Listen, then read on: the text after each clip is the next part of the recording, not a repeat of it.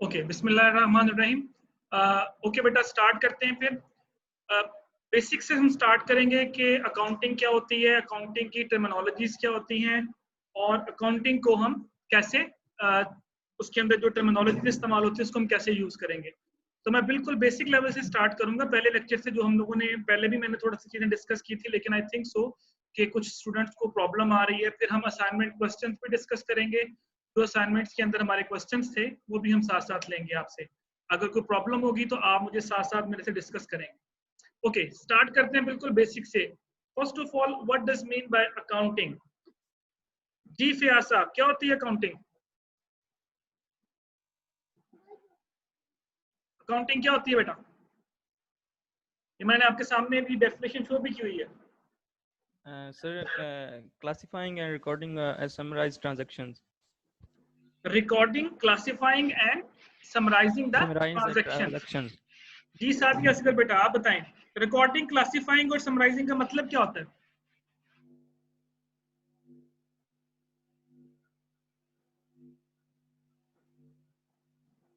जिनका मैं name call करूंगा वो काइंडली मुझे आगे से रिप्लाई दें ताकि मुझे आइडिया हो कि आप लोग जो है वो लेक्चर सुन रहे हैं।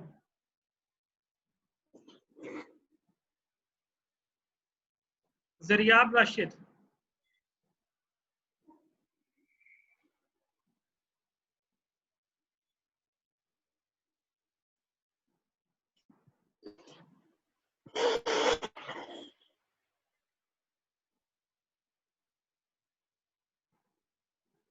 हमना सदीक, मैं कुछ नाम कॉल कर रहा हूँ बेटा।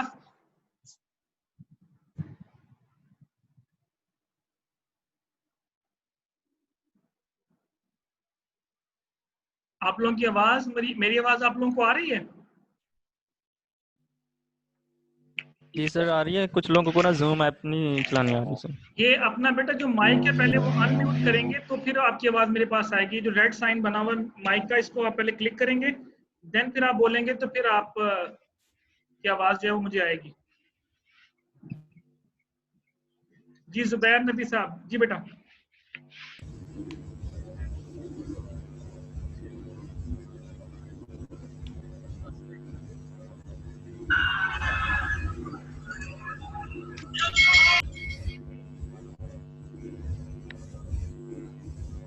बेटा आप रिस्पॉन्स नहीं दे रहे हो। मैं अभी 4 क्लासेस ले चुका हूँ।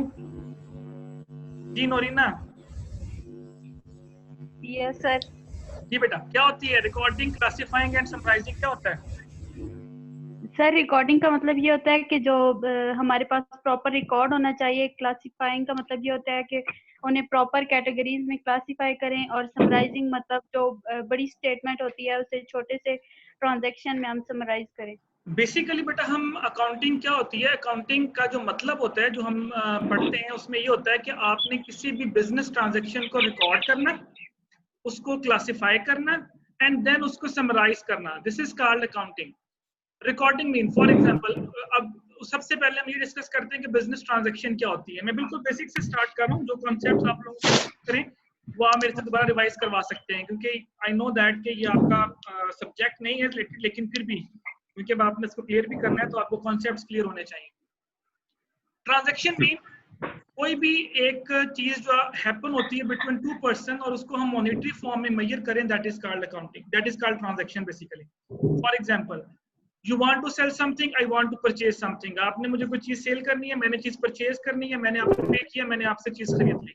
This is called transaction. इस ट्रांजैक्शन को इसी तरह अगर इसके हम एक एग्जांपल लें कि आपके पास एक ग्रोसरी स्टोर है, वो ग्रोसरी स्टोर में मुख्तलिफ चीजें पड़ी हैं जो डेली बेसिस पे वो सेल कर रहा है। छोटी सी शॉपकीपर बैठा है, वो चीनी भी सेल कर रहा है, वो सोप भी सेल कर रहा है, वो घी भी सेल कर रहा है।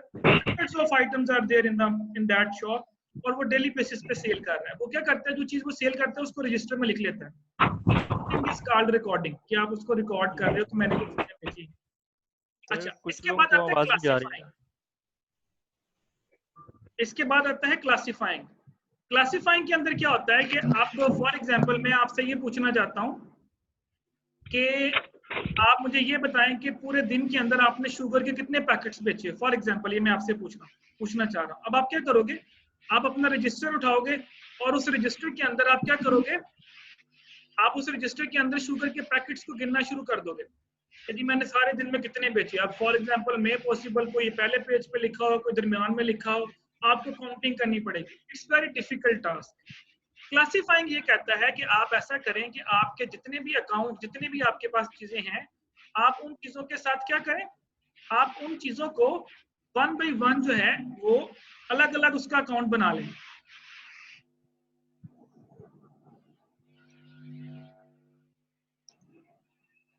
मेरी आवाज सबको आ रही है? सर कुछ लोग एसएमएस कर रहे हैं कि आवाज नहीं आ रही आपकी। मैं वही देख रहा हूँ, मैं मुझे मैसेज आया भी एक दो कि हमें आवाज नहीं आ रही। क्यों नहीं आ रही बेटा? अगर इट मींस कि it's not the fault from my side, ये मेरी साइड से फॉल्ट नहीं लग रहा। आप लोग बेटा अपना चेक करें। हमें तो आप अगर अपना वो यूज कर रहे हो, हैंड फ्री यूज कर रहे हो, तो बेटा उसका वो चेक करें, अपने वॉल्यूम चेक करें।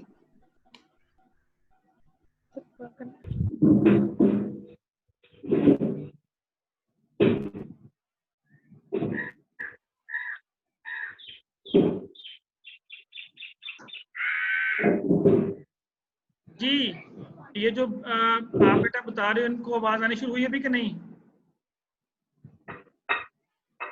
जेब शेख लिखा हुआ है बेटा, रोमाइसिया लिखा हुआ, गैलेक्सी J7 प्राइम, ये 3-4 लोग हैं जिनको आवाज नहीं आ रही। पहले आप आवाज का मसला हल करें, उसके बाद फिर हम इसको स्टार्ट करते हैं।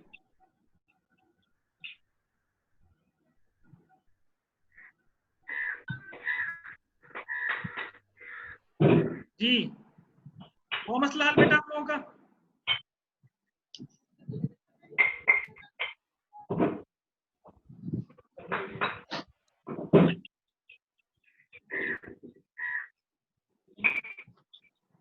अपने माइक बंद करें बेटा, अपने माइक्स को म्यूट करें। भाई आप ऐसा करें, लीव कर जाएं।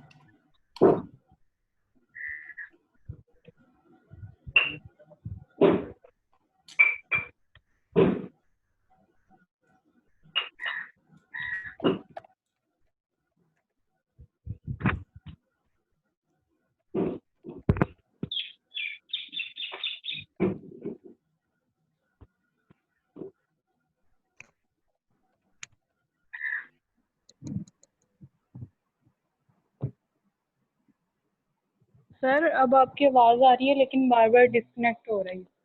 नहीं, अब देखिए मैं बोलता हूँ, अब आ रही है आवाज? जी सर क्लियर आ रही है। चलें अभी स्टार्ट करते हैं। आप जब अपने माइक को ऑफ रखें, जब मैं आपसे क्वेश्चन पूछूंगा तो अपने माइक को ऑन कीजिएगा। मैं अभी यहाँ से आप लोगों के माइक म्यूट कर रहा हूँ, काफी सारे स्टूडेंट्स के मैं म्यूट कर चुका हूँ, वो अगेन अनम्यूट कर लेते हैं, तो उनके शोर की वजह से बाकी लोगों को प्रॉब्लम होगी। अपने माइक्स को अनम्यूट रखें। जैसे ही मैं कोई क्वेश्चन पूछूंगा, जिससे मैं पूछूंगा वो अपने माइक को अनम्यूट करें। जी स्टार्ट करते हैं। अकाउंटिंग को हमने डिफाइन किया कि it's a recording, classifying and summarising. मैं दोबारा से इसको शुरू कर रहा हूँ, जिन लोगों को आवाज नहीं आ रही थी उनके लिए। रिकॉर्डिंग का मतलब होता है बेटा सारा दिन जो आप सेल परचेज करते हो, आप उसको किसी एक पेज के ऊपर रिकॉर्ड कर लेते हो। अब शाम को फॉर एग्जांपल जिस तरह मैंने अभी बोला कि आप चाहते, मैं आपसे ये पूछता हूँ, मुझे बताएं कि आपने शुगर के कितने पैकेट्स जो हैं वो सेल आउट किए हैं। तो आप क्या करोगे, आप उसको वन बाई वन वहां से ढूंढोगे। तो ऐसा ढूंढने की बजाय क्या करें, शुगर का अलग से अकाउंट बना लें, घी का अलग से अकाउंट बना ले, सोप का अलग से अकाउंट बना ले, और उनके नीचे सारी की सारी सेल और परचेज लिखते जाए। तो अब अगर मैं आपसे पूछूं, बताएं सारे दिन में आपने कितने शुगर के पैकेट बेचे, तो आपने सिर्फ शुगर के अकाउंट में जाना है और वहां से आपने नीचे सारे के सारे मुझे बता देने कि इस डेट को इतने बेचे, इस डेट को इतने बेचे, इस डेट को इतने बेचे। This is called classifying. ठीक हो गया? अब जिस तरह मैं सिंपल एग्जांपल देता हूं आपको बैंक की। अब बैंक के अंदर डेली बेसिस के ऊपर 100 ऑफ कस्टमर विजिट्स, 100 कस्टमर्स आते हैं, कोई पैसे ले रहा है, कोई पैसे दे रहा है, कोई पैसे जा रहे हैं, कोई पैसे आ रहे हैं। अगर मैं कहता हूँ जी मुझे सिर्फ ये बताएं कि फलां बंदे ने कितने पैसे जमा करवाए हैं, तो क्या करेंगे, उस बंदे के अकाउंट पे जाएगा और उसके नीचे उसकी सारी की सारी ट्रांजैक्शन शो हो जाएंगी। This is called classifying. वरना अगर वो सारे दिन को ट्रांजैक्शन खोलना शुरू करे तो उसको समझ नहीं आएगी कि वो कैसे सर्च आउट करे। तो दिस इज कॉल्ड क्लासिफाइंग। तो रिकॉर्ड करना एंड देन क्लासिफाई करना। ये 723789 कौन है?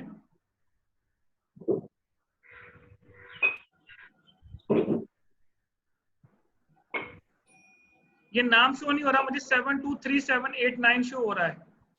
हु इज ही और शी?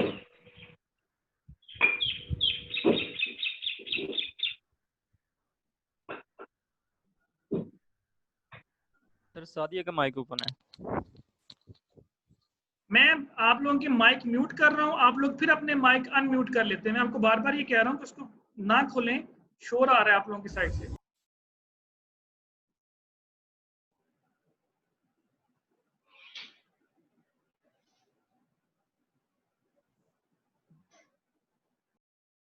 ओके बेटा, ट्रांजैक्शन को रिकॉर्ड करना, दिस इज कॉल्ड क्लासिफाइंग, जो मैंने भी बताया। अच्छा, समराइजिंग क्या है? अब अगर मैं ये देखना चाहता हूँ कि पूरे दिन के अंदर मुझे प्रॉफिट हुआ या लॉस हुआ, या पूरे दिन के अंदर मैंने किस में कितना कितना कमाया, अब आप क्या करेंगे, आप हर एक का जो बैलेंस होगा, फॉर एग्जांपल आपने शुगर का पैकेट बनाया, आप उसका बैलेंस उठाएंगे, घी के पैकेट का बैलेंस उठाएंगे, सोप के पैकेट का बैलेंस उठाएंगे, और उसके अंदर डाल के आपको आइडिया हो जाएगा कि आपने कितना सेल किया, कितना परचेज किया, और एंड के ऊपर आपके पास कितनी अमाउंट बाकी रहेगी। तो समरी जो होती है ना, वो आपको बिजनेस की, फॉर एग्जांपल अगर मैं कहता हूँ जी पूरे साल की बिजनेस की ट्रांजैक्शन की समरी बना के दें, तो पहले क्या करेंगे, उसको रिकॉर्ड करेंगे, ट्रांजैक्शंस को रिकॉर्ड करने के बाद फिर हम अलग अलग अकाउंट बना के उनको समराइज कर, उसको क्लासिफाई करेंगे, और क्लासिफाई करने के बाद हम उनकी समरी बनाएंगे। हम लोगों ने जर्नल लेजर ट्रायल बैलेंस पढ़ा था? नो सर, असाइनमेंट में था सर। हाँ ना, वैसे मैंने क्लास में डिस्कस किया था आप लोगों से जर्नल क्या होता है, ledger trial balance. No sir. No sir. आप लोगों की क्लास के साथ ही मैं टॉपिक था, तो तक बाकी के साथ मैंने डिस्कस कर लिया था। चले कोई नहीं, अभी हम डिस्कस करेंगे, आपके असाइनमेंट के क्वेश्चन भी मैं यहाँ पे सॉल्व करूंगा।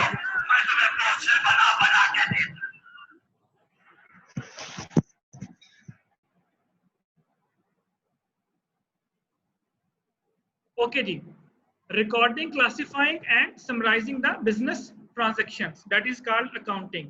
Okay, no question is that what does mean by financial accounting? जी, financial accounting क्या होती है जी? अक्सा बेटा।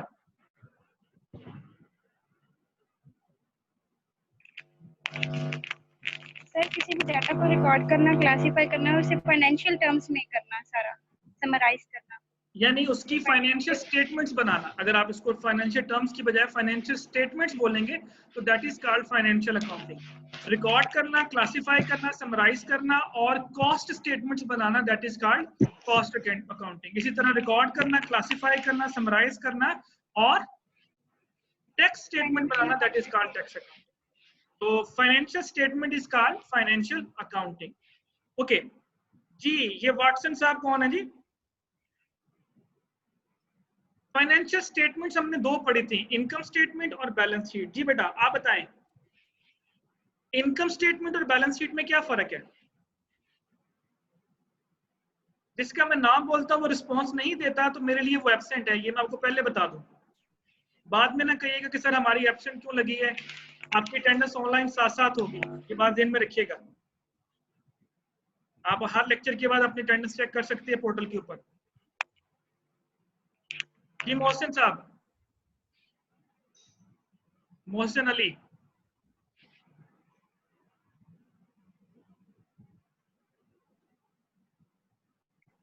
ओके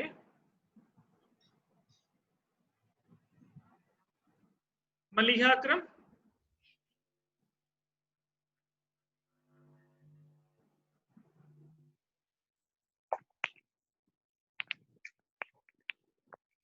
जी रोमाइसा हफीज,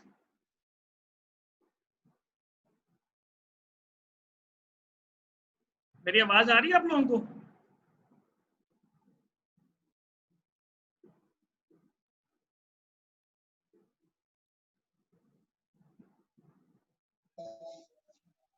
अब्दुल रहमान, जी सर। जी इनकम स्टेटमेंट और बैलेंस शीट में क्या फर्क है? सर बैलेंस शीट जो होती है वो किसी भी यानी कि कोई बिजनेस होता है ना उसकी फाइनेंशियल पोजीशन के बारे में बताता है। ठीक है, बिल्कुल सही है।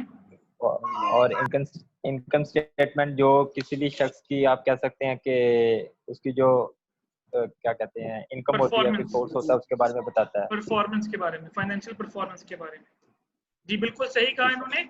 इनकम स्टेटमेंट जो होती है वो किसी भी जो बिजनेस है उसकी फाइनेंशियल परफॉर्मेंस को बताती है, और जो बैलेंस शीट होती है वो किसी भी बिजनेस की फाइनेंशियल पोजीशन को शो करती है। पोजीशन और परफॉर्मेंस में क्या फर्क होता है, ये हमने लास्ट टाइम में मैंने आप लोगों को बताया था। पोजीशन का मतलब होता है एसेट्स कितने हैं कंपनी के पास, लाइबिलिटीज कितनी है कंपनी की, और ऑनर इक्विटी कितनी है। जबकि परफॉर्मेंस का मतलब क्या होता है कि कंपनी पूरे साल में कितना प्रॉफिट कमा रही है, कितना प्रॉफिट नहीं कमा रही है, यानी इसको प्रॉफिट कितना हो रहा है और उसको लॉस कितना हो रहा है।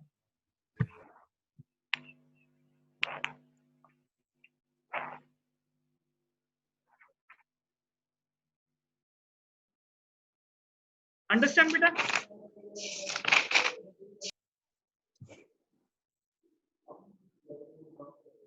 पोजीशन और परफॉर्मेंस समझ आ गया? Yes sir. ओके, आगे से मुझे रिस्पॉन्स दिया करें लाजमी, ताकि मुझे अंडरस्टैंडिंग हो जाए कि आप लोग सुन रहे हैं। ओके, इसके बाद हम डिस्कस करते हैं, थोड़ा सा आगे आते हैं, what is difference between finance and accounting. Finance और अकाउंट्स में क्या फर्क होता है? याद रखिएगा बेटा, फाइनेंस क्या होता है? फाइनेंस फॉर एग्जांपल आप कहते हैं हमने कहाँ कहाँ पे इन्वेस्ट करना है, हमने पैसा कहाँ से जनरेट करना है, हम वो पैसा कैसे लगाएंगे, ये सारी की सारी जो चीजें होती हैं ये फाइनेंस कहलाती हैं। अगर आप इनके टेबल को पढ़ेंगे, इस टेबल में वही चीजें लिखी हुई हैं। अकाउंट्स क्या होते हैं? पैसा कहाँ पे लगा उसकी रिकॉर्ड करना, पैसा कैसे यूज हुआ उसको रिकॉर्ड करना, हर वो चीज जिसको हम रिकॉर्ड करेंगे, क्लासिफाई करेंगे और समराइज करेंगे, that is called your accounts. तो फाइनेंस का मतलब होता है पैसा जनरेट करना और इन्वेस्ट करना, और अकाउंट्स का मतलब है उस पैसे का रिकॉर्ड रखना, उसका क्लासिफाई करना और उसको समराइज करना। अगर मैं इसको आसान अल्फाज में डिफरेंस बताऊं तो ये मेन डिफरेंस है आपका फाइनेंस और अकाउंट्स के बारे में। Okay, this is very important, जो हम पहले भी डिस्कस मैंने किया था क्लास के अंदर अकाउंटिंग कॉन्सेप्ट्स के नाम से। जी, ड्यूअल एस्पेक्ट कॉन्सेप्ट क्या होता है, जिसे हम डबल एंट्री सिस्टम भी कहते हैं। हमने डबल एंट्री सिस्टम से डिस्कस किया था। रहीबा अकबर,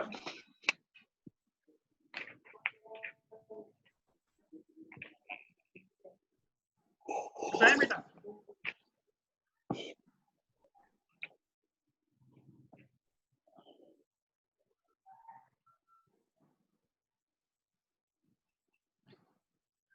जी नौरीना बेटा, आप बताएं डबल एंट्री सिस्टम क्या होता है? सर इसमें एसेट्स जो होते हैं वो इक्वल होते हैं लायबिलिटीज और ऑनर इक्विटी के। ये तो अकाउंटिंग इक्वेशन होगी ना हमारी।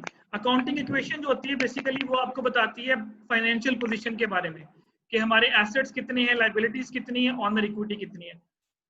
डबल एंट्री सिस्टम क्या होता है? अगर आप लोगों को याद हो तो मैंने बताया था, जिसे हम ड्यूअल एस्पेक्ट भी है। जी बोलने बेटा, कौन बोल रहा था, बोले।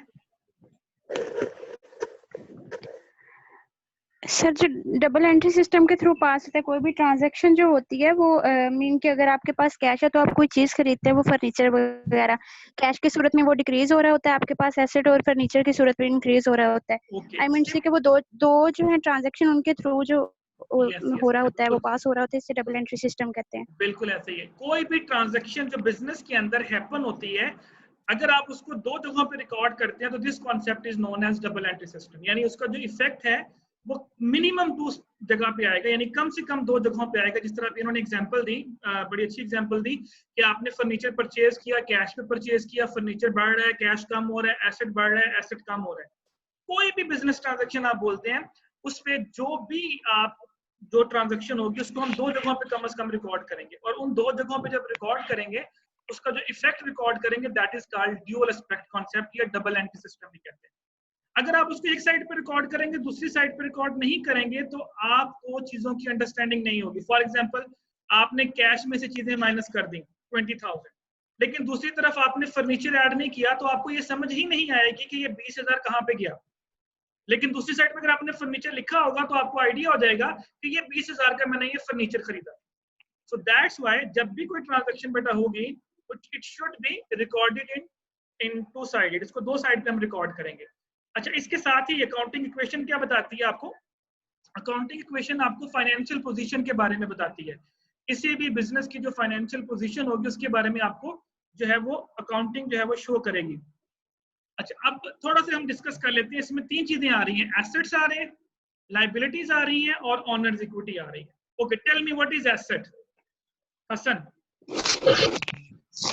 एसेट्स क्या होते हैं?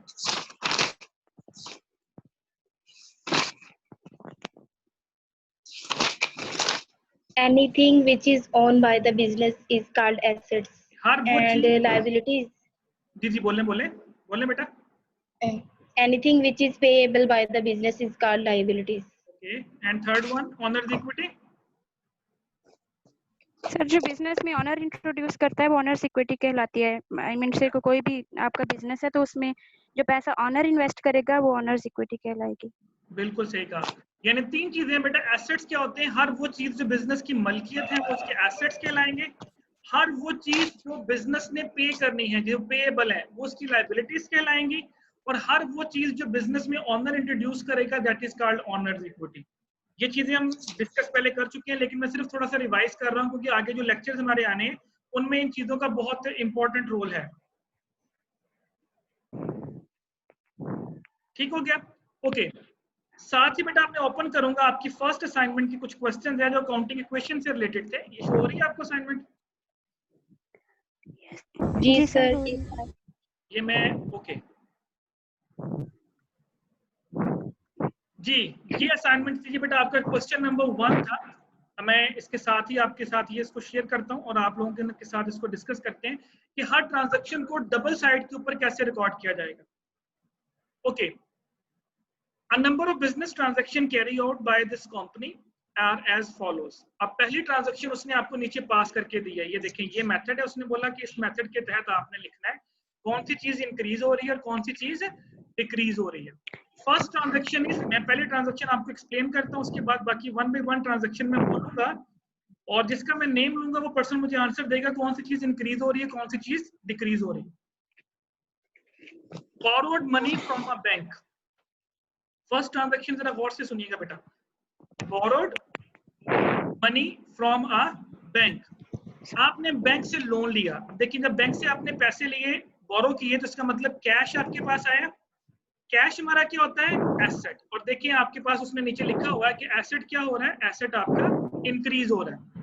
दूसरी साइड पे बोरो किया। बोरो का मतलब है उधार लिया।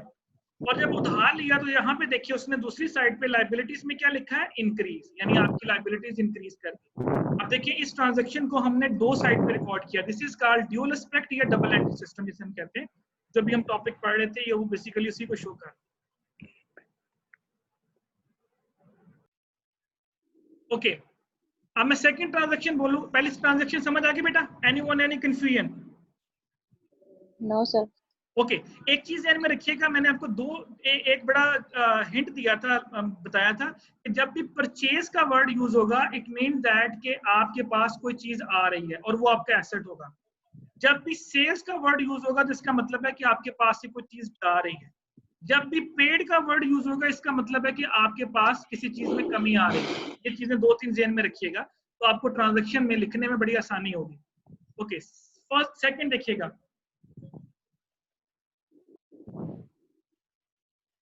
Sold land for cash. Okay, पैसे पूसे छोड़े, सोल्ड लैंड फॉर कैश। आपने कैश के ऊपर अपना एक जमीन का टुकड़ा बेचा है। ओके, मुझे कौन आंसर देगा जी? तैयबा बोले बेटा। सोल्ड लैंड, पहले आप देखिए लैंड क्या होता है, उसमें कमी हो रही है उसमें इजाफा हो रहा है जी। सर एसेट में कमी हो रही है। जिससे बेटा मैं बोलूं वो मुझे आंसर दे। आपने बिल्कुल सही आंसर दिया, लेकिन मैं चाह रहा हूं कि मुझे पता चले बाकी लोग बीच में पार्टिसिपेट कर रहे हैं कि नहीं। कोमल जफर। सर मोहसिन अली, एसेट में कमी हो रही है। कोमल जफर नहीं है यहाँ पे।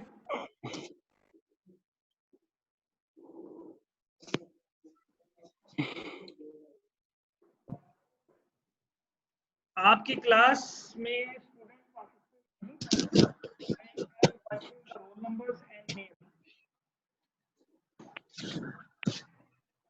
आयशा,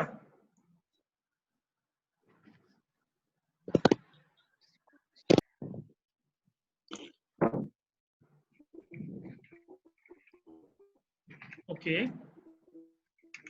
फयाज, अफेक्ट कोई भी नहीं पड़ेगा वैसे। Sold land for cash.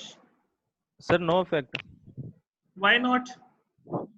Sir एक इक्वल क्या मतलब इक्वल अमाउंट जा रही है ना, उधर कैश जा रहा है और उधर लैंड आ रही है, उसी के इक्वल ही। नहीं चले वो तो ठीक है, लेकिन अफेक्ट किस साइड पे आ रहा है ये बताएं मुझे। वो ठीक है आपकी बात, एसेट्स पे आ रहा है, लायबिलिटीज पे आ रहा है, ऑनर इक्विटी पे आ रहा है?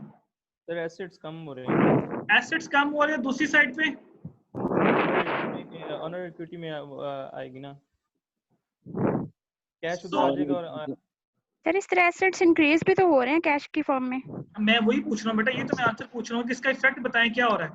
एक तो आपने बोला सोल्ड लैंड एसेट में कमी आ गई, फॉर कैश तो आपके पास कैश भी तो आ रहा है ना। बेसिकली इसका जो इम्पैक्ट पड़ रहा है ना वो ये पड़ रहा है कि आपका एसेट ही इंक्रीज हो रहा है और आपका एसेट ही डिक्रीज हो रहा है। सर रीजनल में तो नो इफेक्ट होगा ना फिर? सॉरी, नो इफेक्ट आएगा ना फिर? आप नो इफेक्ट भी लिख सकते हैं। अगर एक ही चीज पे दोनों इफेक्ट आ रहे हो तो आप नो इफेक्ट लिख सकते हैं इंग्लिश की फॉर्म में। लेकिन अगर आप इसको मैथमेटिकली लिखेंगे तो आप यहाँ पे दो हेडिंग्स बनाएंगे। आप एक कैश की हेडिंग बनाओगे और दूसरी तरफ आप लैंड की हेडिंग बनाओगे और दोनों के पीछे अमाउंट लिखोगे अगर उसमें अमाउंट दी हुई है। याद है हमने प्लस माइनस वाला क्वेश्चन किया था? जी सर। हाँ, लेकिन आप बेहतर ये है कि आप यहाँ पे लिख दें इंक्रीज कॉमा डिक्रीज, एसेट के नीचे लिख दें आई और डी। ठीक है सर, ठीक हो गया, ये ज्यादा बेहतर होगा आप लोगों के लिए अंडरस्टैंडिंग के लिए। ओके, थर्ड ट्रांजैक्शन बेटा, पेड अ लायबिलिटी। आपने एक लायबिलिटी पे की। जब भी पेमेंट की बात आएगी तो मैंने क्या बोला था कि आपके एसेट्स में क्या होगा? डिक्रीज होगा। इसका मतलब कि आपके जो एसेट्स हैं वो क्या हो रहे हैं? वो डिक्रीज हो रहे हैं। अच्छा, दूसरी तरफ लायबिलिटी आपने पे की तो लायबिलिटी में इजाफा हुआ या कमी हुई? डिक्रीज होगी वो। इसका मतलब क्या इफेक्ट पड़ा? एसेट्स में डी और लायबिलिटीज में भी डिक्रीज हो रही है। तो कैश में कमी आएगी, पे करेंगे तो कैश में कमी आएगी। इसका मतलब क्या हुआ? एसेट कम हुआ। दूसरी तरफ आपने किसके पैसे देने थे वो आपने दे दिए, तो इसका मतलब कि लायबिलिटी में भी कमी आ रही है। इसका इफेक्ट पड़ेगा, एसेट्स भी डिक्रीज होंगे और लायबिलिटी भी आपकी जो है वो डिक्रीज होगी। अंडरस्टैंड? अपना बेटा माइक म्यूट कर दिया करें आंसर देने के बाद ना, तो फिर वो शोर नहीं आता। सर जी एक आदमी से पूछा था जब बार बार आवाज आती है बाकियों की तो डिस्टर्बेंस होती है। मैं बेटा यही बात उनको बोल रहा हूँ कि माइक अपने म्यूट कर दिया करें साथ ही ना। जब आप मुझे आंसर दे लेते हैं तो आप माइक जो है वो म्यूट कर लिया करें। सर आप सभी से ना पूछे, स्पेशल एक आदमी का नेम ले उससे पूछे।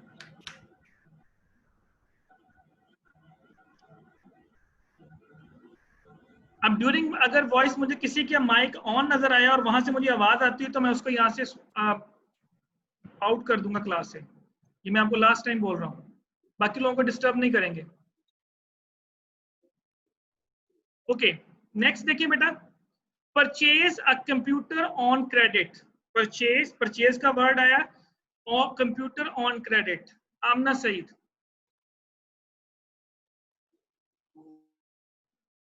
जो लोग मुझे आंसर नहीं दे रहे, it's not a good thing. बेटा नहीं आंसर आता तो हाँ ना में आंसर दें, लेकिन कम से कम आप मुझे रिप्लाई जरूर करें। इट मीन दैट ये मुझे ये शो करता है कि आप लोगों ने क्लास एंटर की, उसके बाद आप नहीं बैठे हुए। शाहिद इमरान। Yes sir. जी बेटा, purchase a computer on credit. Computer क्या होता है पहले ये बताएं हमारे लिए।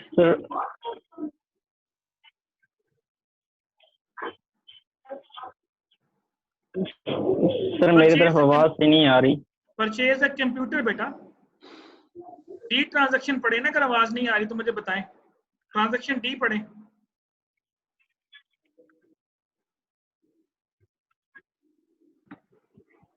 ये वाहिद बेटा आपकी क्लास में जिसमें इतनी ज्यादा डिस्टरबेंस आ रही है। मैं पिछले वीक से क्लासेस ले रहा हूँ, किसी क्लास में इतनी डिस्टरबेंस नहीं आ रही जितनी आपकी क्लास में डिस्टरबेंस आ रही है। कि आप ना आगे से रिस्पॉन्स दे रहे हैं, ना आप उसको अनम्यूट कर रहे हैं।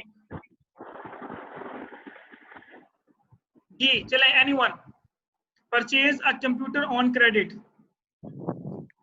सर लायबिलिटीज में इंक्रीज होगा। जी, कुछ जो पहले जिसकी आवाज आ रही है वो बोलें जी। परचेज अ कंप्यूटर क्या होगा? एसेट है? यस सर, एसेट है। एसेट आपका क्या हो रहा है? जी एसेट आपका एसेट डिक्रीज हो रहा है।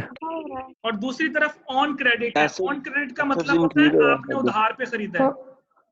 लाइबिलिटीज भी इंक्रीज हो रही हैं। Yes, लाइबिलिटीज बिल्कुल भी इंक्रीज हो रहे हैं और एसेट भी इंक्रीज हो रहे सही बोला, बिल्कुल सही बोला बेटा। तो लाइबिलिटीज भी इंक्रीज हो रही हैं और एसेट्स भी इंक्रीज हो रहे हैं। एसेट्स भी इंक्रीज हो रहे हैं। ओके जी। Next transaction, the owner invested cash in business.